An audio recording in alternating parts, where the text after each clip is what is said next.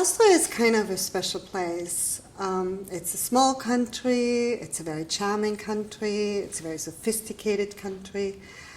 But when I grew up there, I wanted to get out of it for good. That's why I'm here.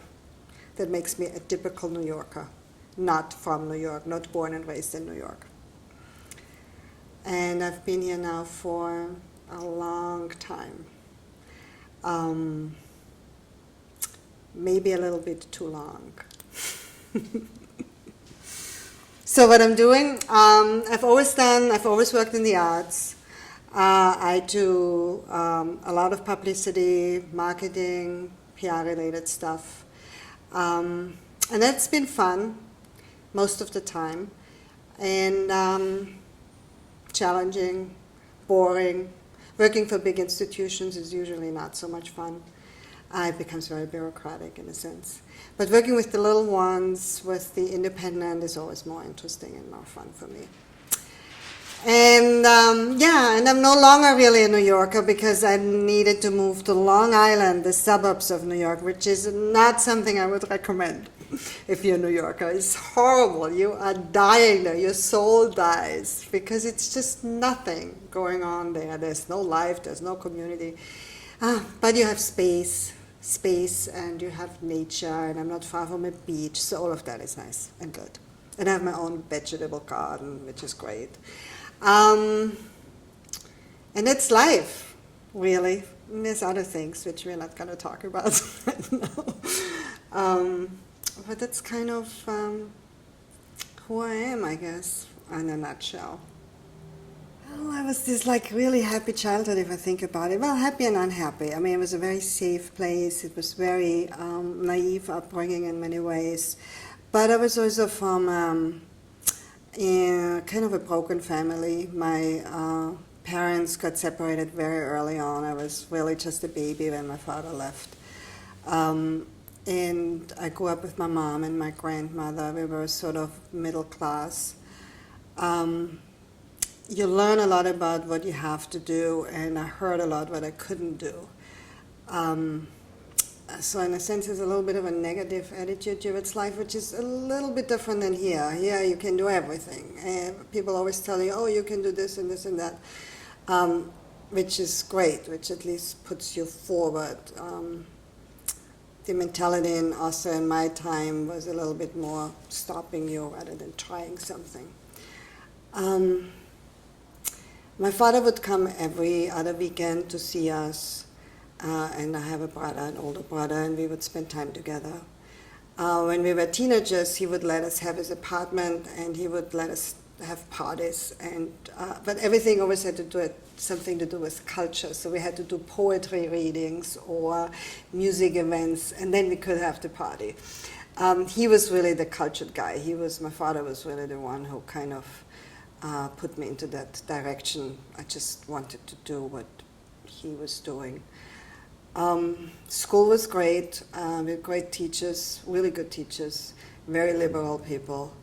They let us also do theater, and I was, the editor of the school newspaper. We went to plays, to festivals for competitive playwriting, and I was representing my school.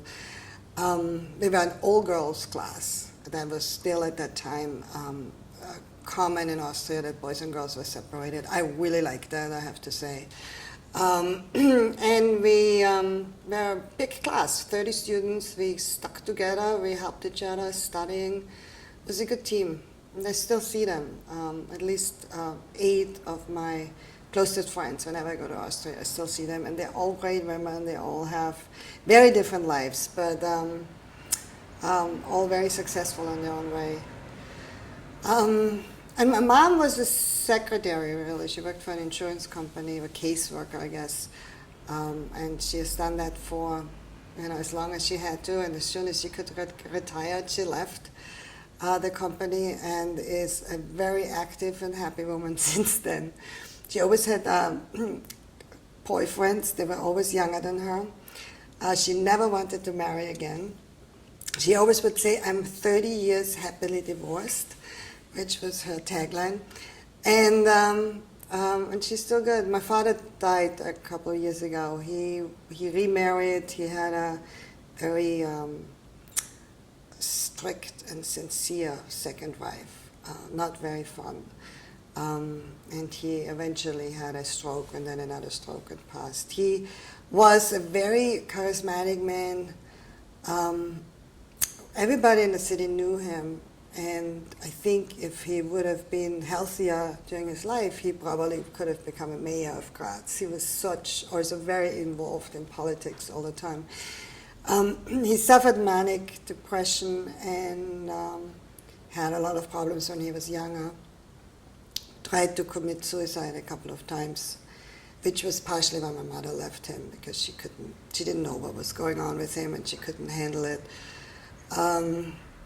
But, he got better eventually. But always mood swings. He would be very active, totally active, do this and this, and go with us to, go on trips with us very spontaneously.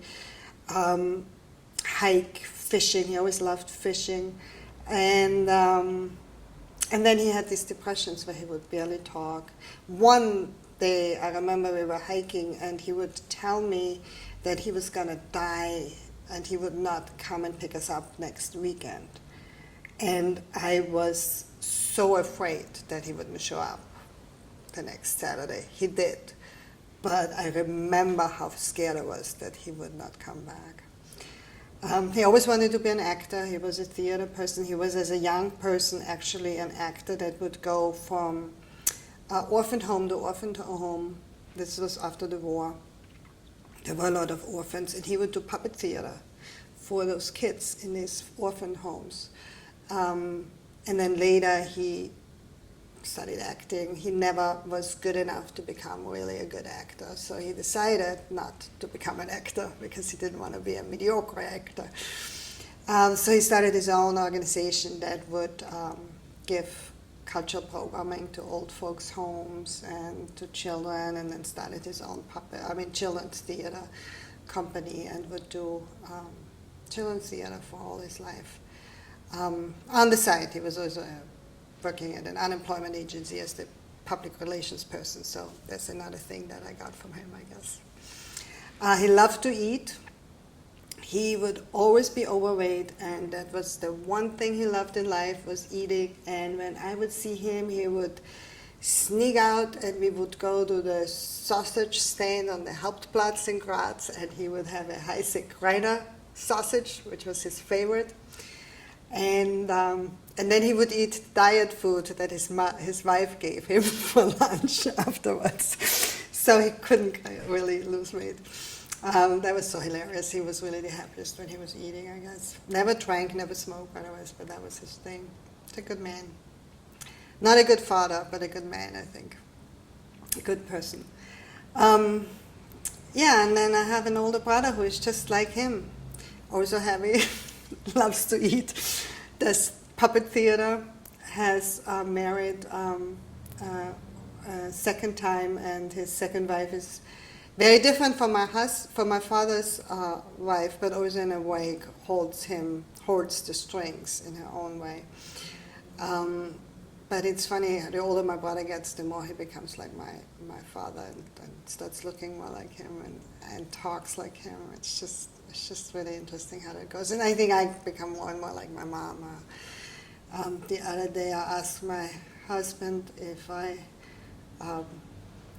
turn into my mother, and there was a moment of silence, and he looked at me and he said, "That's a trick question, isn't it?"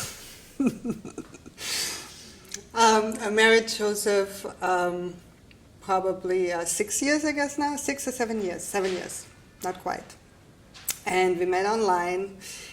He was this cute, artsy-looking architect, and I kind of liked him. And he was very New Yorkerish, very, very much like a New Yorker, very charismatic in a way, and could get very excited quickly. Sicilian Italian guy, Italian American. He looks a little bit like my father to some way, which scared me. But then I guess it worked out. He drives me crazy right now, but that's another story.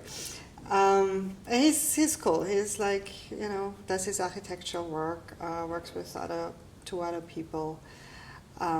He is less and less interested in culture. At the beginning, when we were dating, he was always coming with me to every play, to every concert. I guess he really wanted to impress me. He even went to the Deutsche House to learn German. Chapter 5, that's when it ended. But he's a really charming guy, loves to cook also, has his grandmother's Sicilian recipes that he eventually whips out. We did, when we both lived in the city, we did a lot of great parties, did really good dinner parties, which was fun. And now we're just in the middle of trying to build a new home. He is the architect. Never hire your husband as your architect. Not a good idea. It's 2 years now. And eventually it will happen. I have to keep my patience. But so we're in the middle of basically renovating the house that was destroyed by Hurricane Sandy 2 years ago. When it's done, it's going to be fantastic. It's going to be really beautiful. And I can't wait to have that home. But right now it's been just a long journey.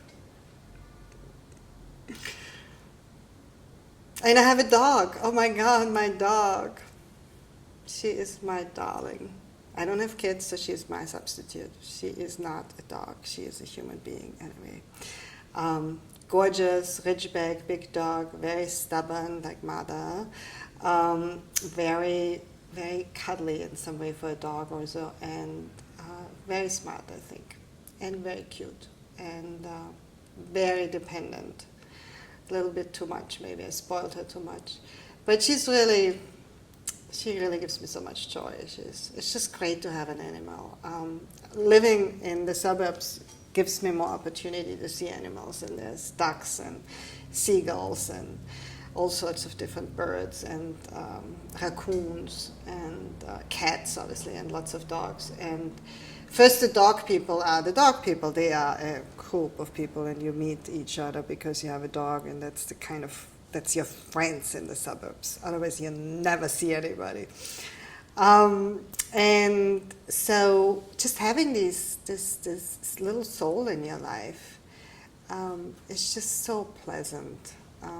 Trying to understand her, trying to read her communication. And they talk to you, and they feel you, and we are kind of not good understanding them, I guess.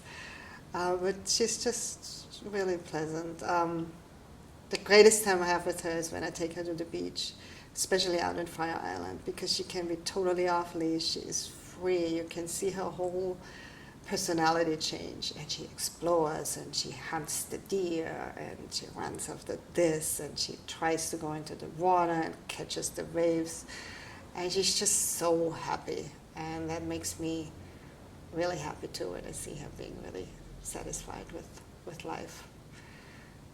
It kind of passes on.